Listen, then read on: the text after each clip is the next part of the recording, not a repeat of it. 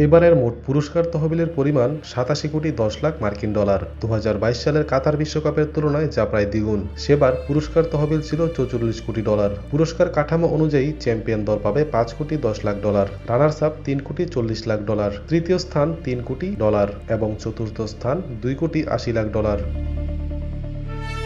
Quarter final থেকে বিদায় নেওয়া প্রতিটি দল পাবে 2 কোটি ডলার।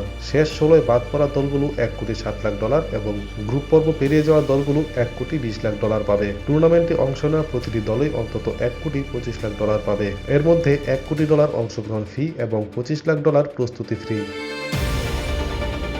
এদিকে ফিফার মোট আয় হচ্ছে 1,300 কোটি বা 13 বিলিয়ন ডলার। এর মধ্যে টিভি স্বত্ব বিক্রি থেকে 426 কোটি, টিকিট বিক্রি থেকে 300 কোটি এবং পৃষ্ঠপোষকতা ও লাইসেন্স থেকে 320 কোটি ডলার আসছে।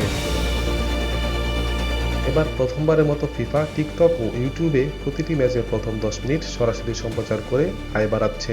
এছাড়া চাহিদা অনুযায়ী টিকিটের দাম নির্ধারণের নতুন পদ্ধতিতে ফাইনালের টিকিটের দাম প্রায় 11,000 ডলারে উঠেছে, 2022 সালের তুলনায় প্রায় 7 গুণ বেশি।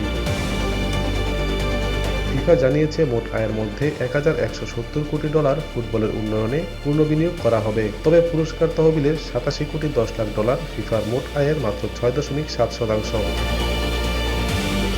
ATV USA sports desk.